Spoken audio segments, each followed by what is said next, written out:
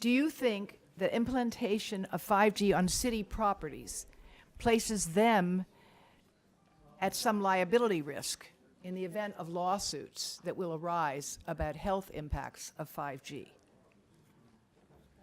Anyone want to answer that? I would say the Environmental Health Trust has all the statements by industry. So for example, Crown Castle, who is the company that's putting up small cells in our neighborhoods where I live in Maryland, and they state to their shareholders, warning them that if regulations change or there could be lawsuits and there could be changes and it could be shown that this radiation is harmful, but they're not warning the people whose homes they're putting the small cells in front of. And when I raised this to the county, to the lawyers, in a room with the lawyers, with the officials, and I said, I want to know about the liability issues, not just from the health standpoint, but that we, the taxpayers, will incur. And they actually stopped. They said they cannot answer that question, and they would not answer that question right then. And I have yet to get an answer to that question, but I think it's super Well, important. the question, there's something called the 10K form. If some of you may, how many of you have heard of a 10K form? Right, it has to be filed every year by every major company that has stockholders. And what it is it indicates the liabilities that they face. And what she's referring to, and there's a whole section of this on our website, is that as a routine matter, reporting on liability, that means things that could create problems for the company, they are reporting Could be this risks, issue. financial risks. What is the situation with getting insurance for wireless technology now in terms of the secondary insurance industry, Lloyd's of London, Swiss Re, and the like? Anyone know? Yeah, I can take that, Deborah. Sure. So they know there's a huge risk. The insurance companies years ago identified that radio frequency and electromagnetic radiation are a huge risk, and they have actually begun writing exclusions into their policies where they will not cover for radio frequency. And so what the industry typically does is passes that risk on to those that they're signing contracts with, which could be our towns, which could be our schools. Go ahead. I wanna stop you. I thought you were done. And I would add, on the environmental health website, we actually have the white papers of the industry where they classify electromagnetic fields as high risk, and then we have links to these clauses that you're speaking of. They exclude electromagnetic radiation, health damages from the radiation, sort of as an industry standard. And if you want coverage, you need to buy a pollution policy. It's defined as part of a pollution as well. So that is all on our website. I hope you make use of it, actually. All right. I don't know if we have any attorneys on this panel right now. All right, You can plead answer guilty. So the question is, can governments avoid liability if they allow the FCC limits in the event that these limits are later found to be much too high in the future? Can they argue they're in compliance with the law and therefore they're not vulnerable? Well, somebody can prove an injury. They're going to go after the manufacturer of the product, which has already been done.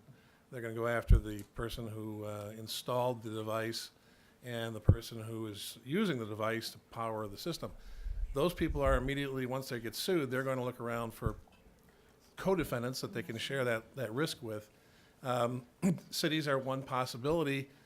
My clients are generally cities, and our position will be, we have a comprehensive indemnification agreement in any agreement we do with the cell folks, saying this is your problem.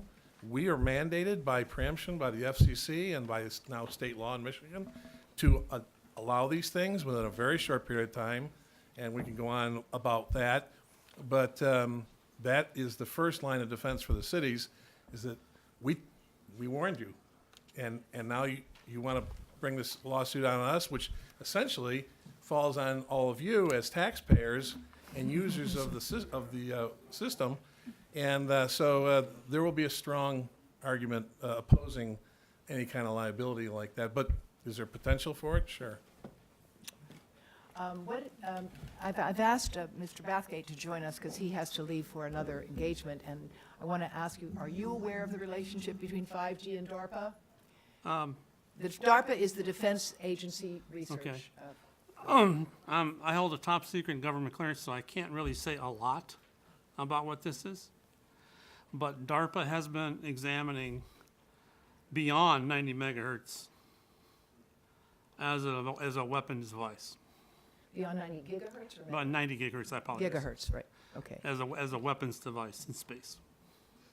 In space? Yes. In space, okay. So, and we now have the new Space Force that has just been created as well. So we have the opportunity to have the militarization of space using these And that's all I weapons. can say about it. Uh-huh, Sorry. thank you. Okay. Are there any lawsuits against the recent FCC rulings steamrollering 5G implementation, usurping local control? Well, and this is really part of the solution to all of the issues you've heard about this afternoon. There are multiple efforts underway to appeal the FCC rulings that came out about 2 months ago, which mimic the state laws, which here in Michigan last week, the House passed SB 637, which essentially strips local government of the ability to regulate these devices in large measure, and of course gives away the right-of-way that you all support as taxpayers for free, almost for free, to the industry. So the appeals of those FCC orders are underway right now. One of the things you can do is when you go to City Hall, encourage them to join these consortiums. Lawyers, we need money to do what we do, and these consortiums are formed, they're national. The one that we've brought the Michigan folks into has communities like Boston and LA and Dallas, et Tell us cetera. about your organization. Pardon? You have an organization. What is it? Well, sometimes we're organized, but so I represent a group of cities. We're about 100 strong right now around the state of Michigan, called ProTech, and ProTech watches what goes on in the right-of-way and tries to protect the right-of-way from encroachments by telecom, pipelines, electric, and so on. Everybody wants to be in the right-of-way. They all think that they should be there immediately, and they all think they should do it for free, and telecom's no different. So with regard to the FCC, which preempts the state, which preempts the city in terms of the order of things, we are already appealing the FCC orders. We need help. We need cities to join us. We need to bring resources. And then ProTech or some organization of Michigan cities will likely file a challenge to the SB 637, which attempts to do the same thing. And is it duplicative? Absolutely. Not my fault.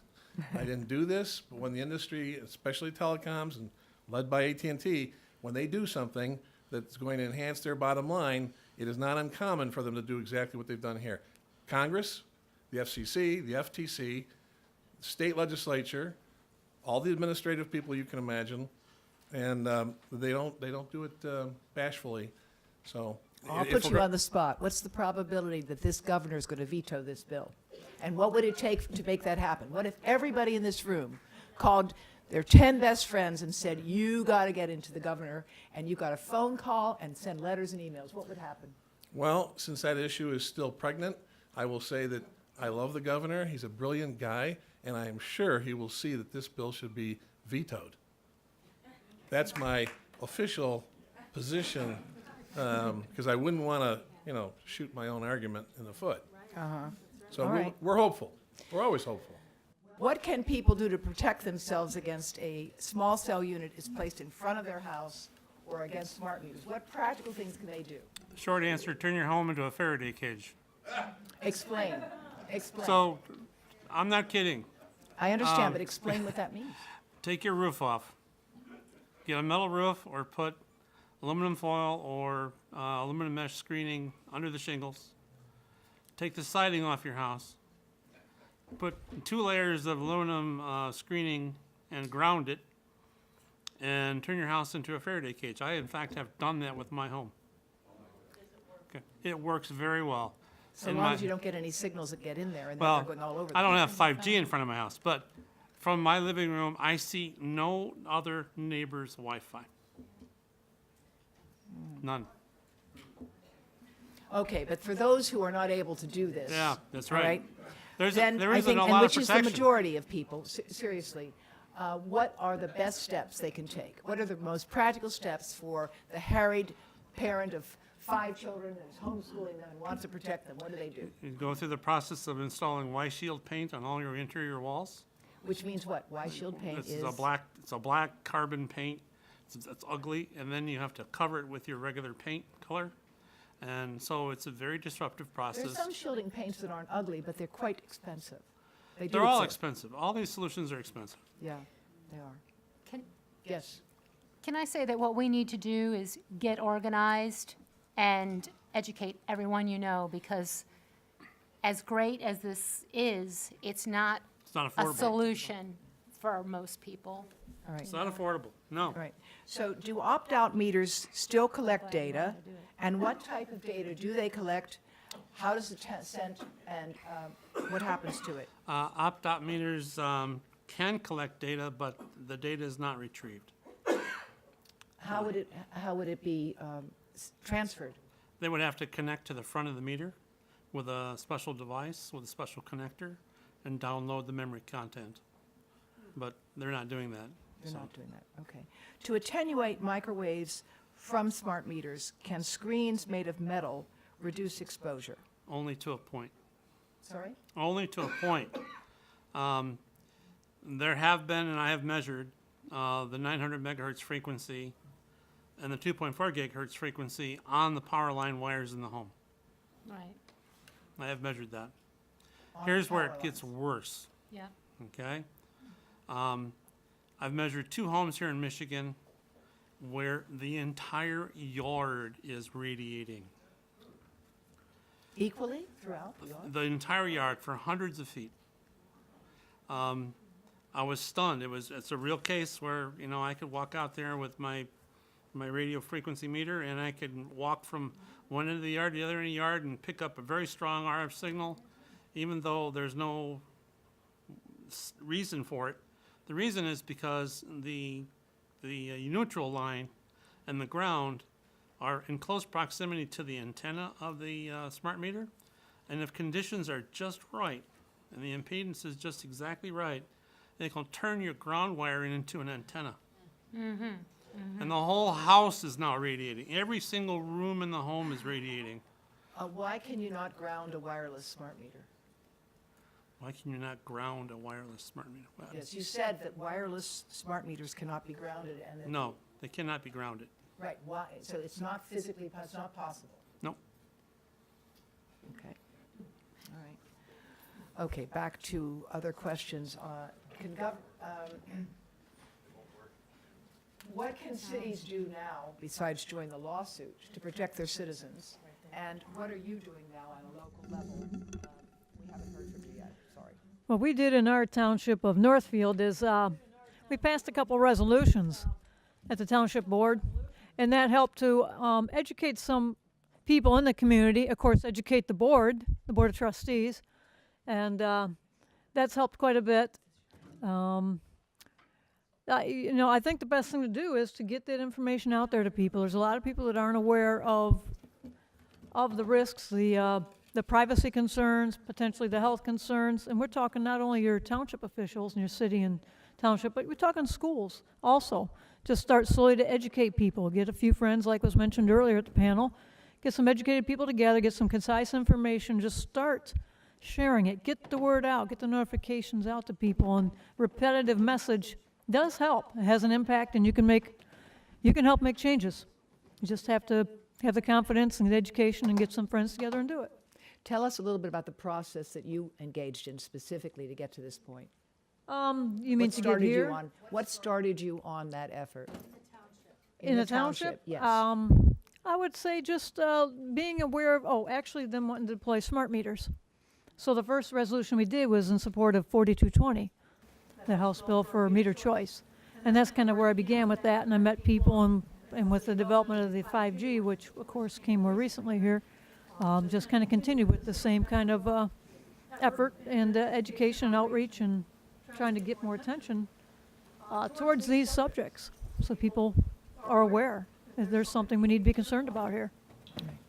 Is there anything Cece Yeah. want to say about other states and what's happening in Massachusetts in particular? Sure.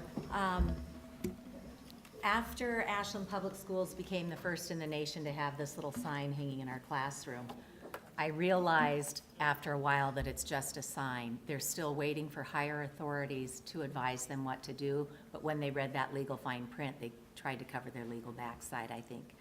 So Senator Karen Spilka was gracious to introduce a bill, and it would bring the right bright minds together at the state level. And in most states, if you have a reasonable request, your senator is likely obliged to introduce a bill on your behalf, so don't be shy about bringing this issue up. And again, don't go it alone. Educate those around you and go in as a group, and you'll have better leverage that way. Massachusetts is now leading the nation with 9 bills that address man-made radio frequency. We have 2 that were before the Education Committee to protect our children and our staff in our schools. The Education Committee heard testimony on that, and I have a big debt of gratitude to many in this room, to many of our experts from around the world who have sent in testimony for the bills from states all over the U.S. and internationally. So whenever there's an opportunity to lend your support, write your story and have it ready to go, and then when somebody asks for your help, you just pop it into their format and ship it off. Just write it once. It'll make your life a lot easier. So we had 2 bills for education. They have both failed to progress. The Education Committee did release them to public health, but they have not progressed further there. My bill, thankfully, with Senator Karen Spilka, is still alive. It's with the Senate Committee on Rules right now. And then Senator Julian Cyr introduced 2 bills that would mimic the Berkeley ordinance to give people the right to know, raise that fine print, and protect children from handheld devices. When the Joint Committee on Consumer Protection got those 2 bills assigned to them, they listened to all the testimony that was coming in. So using your voice is critically important. Don't leave this for somebody else to do. And then they assigned a research analyst who did the deep dive and figured out what this issue really is. And then the Committee on Consumer Protection actually wrote their own bill and released it in April, and it's now with the Senate Committee on Ways and Means. So political change is a marathon, not a sprint, but as Dr. Cindy Russell says, take the hamburger approach. Educate people at the top, educate people in the middle, and somewhere we'll meet or at the grassroots, and somewhere we'll meet in the middle. So we're very pleased with Massachusetts' efforts, but I have learned, don't wait. Don't stop there. And we have also educated the Department of Elementary and Secondary Education, and we've educated the Massachusetts Department of Public Health, which has written 4 fact sheets, 1 for cell towers, 1 for cell phones, 1 for Wi-Fi, and 1 for high voltage power lines, which are extremely low frequencies, but very hazardous as well. So don't think somebody else knows about this, because conversation by conversation, they've been deer in the headlights. And it really does take sitting down and having a one-on-one conversation. Sending an email is not enough, because they get thousands of emails in a week. If you send an email, pick up the phone and call, and you have a right as a citizen to expect they're going to speak with you. And actually, it's been kind of nice. When people call in to our legislators, they're very courteous. They're very grateful that people are speaking up, because otherwise, how would they possibly know this issue exists? And with all due respect, I want to add one thing. As a scientist, please don't call for more research. Don't call for yet another commission. I understand that's the bulk of some of the bills. People love to see studies done. I love to do studies. That's how I support my students and my young faculty.